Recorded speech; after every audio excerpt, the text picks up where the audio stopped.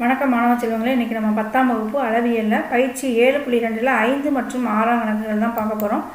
5வது கணக்கு என்ன கொடுத்துருக்காங்கன்னு பாருங்கள். 6 சென்டிமீட்டர் 8 சென்டிமீட்டர் 10 சென்டிமீட்டர் பக்க அளவுகள் கொண்ட ஒரு செங்கோண முக்கோணத்தை அதன் செங்கோணத்தை தாங்கும் பக்கங்களை மைய அச்சாக கொண்டு சுழற்றும் போது ஏற்படும் திண்மங்களின் கன அளவுகளின் வித்தியாசம் காண்க.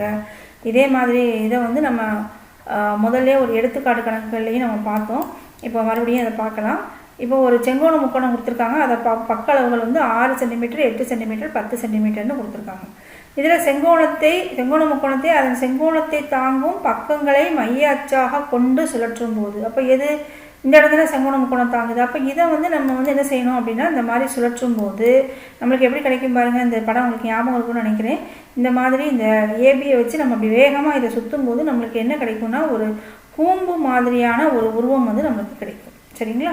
அப்போ இந்த இதில் நம்மளுக்கு ஆரம் என்னன்னு பார்த்தீங்கன்னா 6 சென்டிமீட்டர் அச்சாக கொண்டு சுற்றும் போது இதை தான் அச்சாவது சுற்றணும்.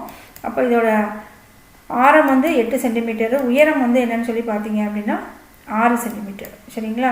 இப்போ நம்மளுக்கு என்ன கேட்டிருக்காங்கன்னா கன அளவு தான் கேட்டிருக்காங்க. கன அளவுக்கு என்ன ஃபார்முலா? 1/3 πr²h. இப்போ 6 h மட்டும் போதும், எல் வேண்டாம்.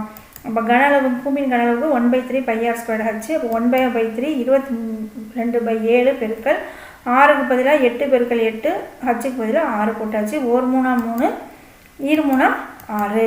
இப்போ மீதி இருக்க நம்பர்லாம் என்ன செஞ்சிடலாம்? பெருக்கிடலாம். 22 8 8 2 இவ்வளோத்தையும் பெருக்கி வகுத்தல் 7 இதை அப்படியே வச்சுக்கலாம். சரிங்களா?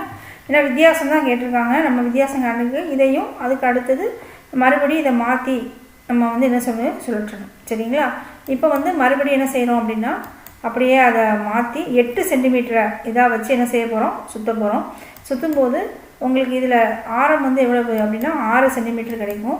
உயரம் எவ்வளோன்னு பார்த்தீங்கன்னா 8 சென்டிமீட்டராக கிடைக்கும். இப்போ இதோட கன அளவு 1/3 πr²h. 1/3 22/7 பெருக்கல் 6க்கு பதிலாக 6 பெருக்கல் 6, ஹச்சுக்கு பதிலாக 8 போட்டாச்சு.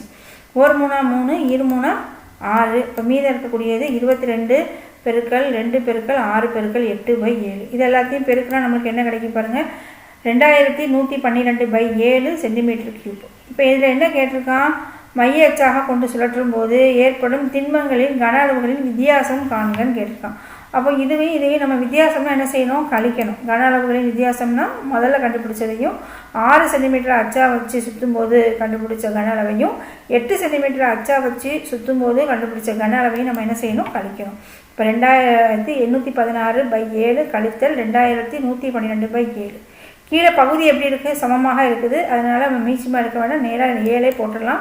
7 போட்டு மேலே இருக்கக்கூடிய தொகுதியை அப்படியே கழிச்சிடலாம். கழிச்சா நம்மளுக்கு என்ன கிடைக்கும் அப்படின்னு சொல்லி பார்த்தீங்கன்னா 704/7. இதை 704 7ஆல் வகுக்கும் போது நம்மளுக்கு என்ன கிடைக்கும் பாருங்கள்? 100.58. அப்போ கன அளவுகளோட வித்தியாசம் இவ்வளவு 100.58 சென்டிமீட்டர் கியூப் அப்படின்னு கிடச்சிருக்கு. அடுத்த கணக்கு போகலாமா? 6வது கணக்கு பாருங்கள். சம ஆரங்கள் கொண்ட இரு கூம்புகளின் கன அளவுகள் 3600 கன சென்டிமீட்டர் மற்றும் 5040 கன சென்டிமீட்டர் எனில் அவற்றின் உயரங்களின் விகிதம் காண்க. 2 கூம்போட கன அளவு கொடுத்துட்டாங்க. அதோட ரொம்ப முக்கியமான விஷயம் சம ஆரங்கள்னு கொடுத்துருக்காங்க.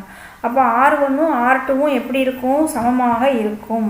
சரிங்களா? அப்படின்னா உயரம் மட்டும் என்ன அப்படின்னு சொல்லி கேட்டிருக்காங்க. அதாவது உயரத்தோட விகிதம் கேட்டிருக்காங்க.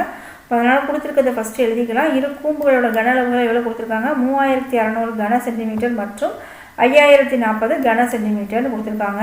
கன அளவுகளின் விகிதம் கண்டுபிடிக்கிறதுக்கு V1/V2. இப்போ 3600/5040 இது ரெண்டையும் நம்ம அடித்து சுருக்கணும் அப்படின்னா நம்மளுக்கு என்ன கிடைக்கும்னா 5/7 நம்மளுக்கு கிடைக்கும். அதுக்கு முன்னாடி இந்த 1/3 1/3 சமமாக இருக்கிறதுனால அது ரெண்டையும் என்ன செஞ்சிடலாம்? அடித்து கொடுத்துடலாம். பையையும் நம்ம என்ன செஞ்சிடலாம்? அடிச்சிடலாம். ஏற்கனவே சம ஆரங்கள்னு சொல்லிட்டாங்கல்ல, அப்போ ஆரங்கள் சமமாக தானே இருக்கும். அதனால் R1² R2² நம்ம என்ன செஞ்சிடலாம்? அடித்து விடலாம். இப்போ மீதம் இருக்கிறது என்னது? H1/H2. இப்போ இதை சுருக்கணும்னா நம்மளுக்கு என்ன கிடைக்கும் பாருங்கள்? 5/7 கிடைக்கும். அப்போ H1/2 H2 நம்மளுக்கு என்ன கிடைச்சிருக்குது? 5/7 கிடைச்சிருக்கு. எப்போவுமே இந்த மாதிரி பின்னத்தில் இருக்கிறத நம்ம என்னதான் எழுதலாம்? விகிதத்தில் எழுதலாம். அப்போ H1:H2 = 5:7. எனவே உயரங்களோட விகிதம் தானே கேட்டிருக்காங்க. உயரங்களின் விகிதம் = 5:7 அப்படின்னு கிடைச்சிருக்கு. நன்றி மாணவ செல்வங்களே.